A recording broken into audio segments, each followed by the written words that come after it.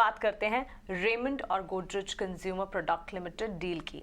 ये खबर इसलिए जरूरी है क्योंकि कल बाजार खुलने से पहले हमने आपको संकेत दिए थे कि गोदरेज कंज्यूमर प्रोडक्ट लिमिटेड जो है वो रेमंड के कंज्यूमर केयर बिजनेस में इंटरेस्टेड है और संभावनाएं हैं कि एक डील हो सकती है।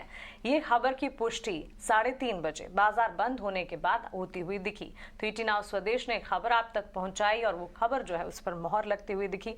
रेमंड के चार्ट्स को पिछले एक महीने में अगर आप देखेंगे, स्टॉक में दमदार एक्शन, ऑलमोस्ट 50% के अपमूव्स रेमंड के स्टॉक प्राइस है। 50% से भी ऊपर की तेजी इस स्टॉक ने देखी है। इस स्टॉक के लिए या कंपनी के लिए इंपॉर्टेंट ये कहा जा रहा है कि सेगमेंट जहां पर इंपॉर्टेंट लेवल्स पर कामकाज हो रहा है उस पर तो कंपनी काम कर ही रही है, लेकिन जहां जहां कंसर्न्स है वहां पर मैनेजमेंट पिवट करने के बारे में सोच रही है।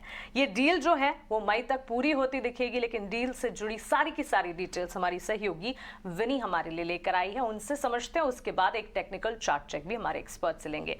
विनी, रेमंड कि कंज्यूमर केयर बिजनेस को लेकर गोदरेज कंज्यूमर ने अपने इंटरेस्ट तो जताए थे, लेकिन अब तो खबर भी पक्की हो चुकी है। बताइए आगे डिटेल्स क्या है, वैल्यू अनलॉकिंग कैसे होगी? एब्सोल्युटली और दो अनाउंसमेंट्स एक्चुअली आई हुई है। पहले तो जीसीपीएल की बात करते हैं, जो जीसीपीएल ने अक्वायर किया रेमंड में स्टेक। रेमंड अक्वायर कर दिया पूरा कंज्यूमर केयर बिजनेस उनका, जो है मेनली सेक्सुअल वेलनेस और डिओड्रेंट बिजनेस। वहाँ पे दोनों की अभी जो ग्रोथ देखे और जो इंडस्ट्री ग्रोथ है वो है double digit growth. Cost of acquisition है 2800 करोड़, जो है ऑल कैश कंसिडरेशन जो जीसीपीएल देगा रेमंड को, रेमंड कंज्यूमर केयर के बिजनेस के लिए। यहाँ पे टू ब्रांड्स है, पार्क एवेन्यू और आती है दूसरी ब्रांड कामासूत्रा।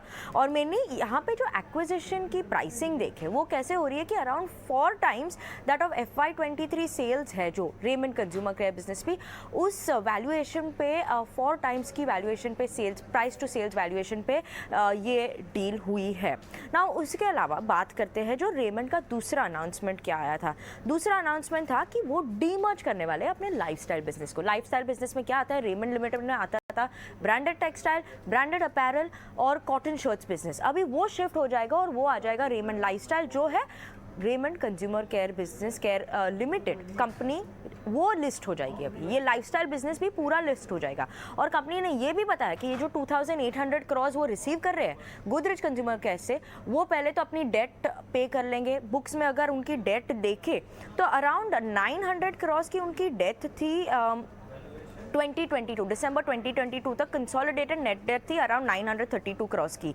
तो ये डेट पहले पे कर लेंगे और उसके बाद जो अमाउंट बचेगा वो सब, जो अराउंड 1300-400 करोड़ की बात करें, वो सब यूज होके जाएगा लाइफस्टाइल बिजनेस के इन्वेस्टमेंट के लिए। तो वहाँ पे फर्दर वो ग्रोथ एक्सपेक्ट कर रहे हैं लाइफस्टाइल बिजनेस में। और भूलिए मत कि यहाँ पे जो शेयर होल्डिंग भी होगी रेमंड कंज्यूमर केयर बिजनेस में, जो शेयर होल्डिंग थी अब पहले थी अराउंड 48% प्रमोटर की शेयर होल्डिंग, वो चेंज होकर बढ़ जाएगी 54% की शेयर होल्डिंग।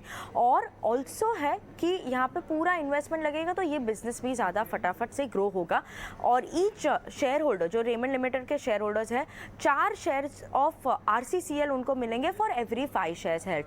तो ये एक इम्पॉर्टेंट है कि 1 फुल इन्वेस्टमेंट हो रहा है जो उनको GCPL से पैसे मिल रहे हैं लाइफस्टाइल बिजनेस में, और प्रमोटर्स की शेयर होल्डिंग भी थोड़ी इंक्रीज होगी जो कंपनी लिस्ट होने वाली है, जो रेमंड लाइफस्टाइल बिजनेस की कंपनी लिस्ट होगी वहाँ पे।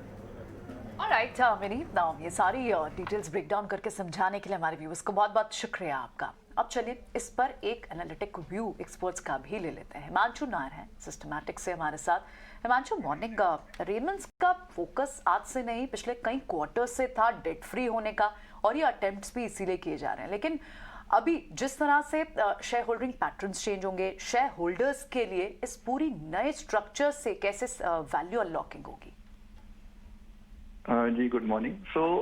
इसमें 2 तरीकों से रेमंड के शेयर होल्डर्स को फायदा हुआ है इस ट्रांजैक्शन से। पहला तो FMCG बिजनेस जो कि बहुत ही छोटा था, नॉन कोर बिजनेस था और मार्जिन्स भी अच्छे नहीं हो रहे थे, उसके लिए उनको बहुत अच्छा वैल्यू मिला है जो हमारी उम्मीद से कहीं ज़्यादा है। और उससे शेयर होल्डर, रेमंड के शेयर होल्डर्स को डायरेक्टली करीब 1000 करोड़ का, रेमंड कंपनी को 1000 करोड़ एडिशनल मिला है हमारी एक्सपेक्टेशन से।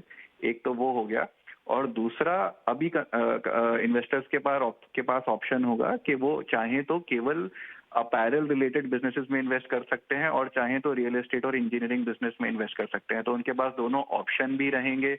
एक वो है।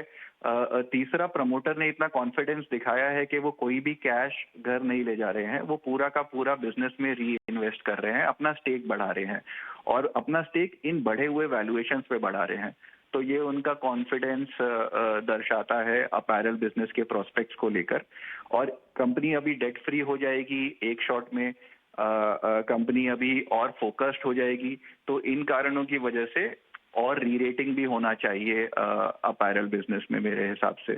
तो ये 2 या 3 आई थिंक फायदे हैं रेमंड के एग्जिस्टिंग शेयर होल्डर्स को, और इसीलिए स्टॉक इतना यहाँ चलने के बाद भी मेरे ख्याल से यहाँ से भी काफी जगह बाकी है स्टॉक में और रिटर्न देने के लिए। तो ये जो डील हुई है ये शेयरधारकों के हक में है, कंपनी अपने डेट को घटाएगी और प्रमोटर का जो हिस्सा बढ़ना है वो पॉजिटिव माना जा रहा है। इस पर एक हम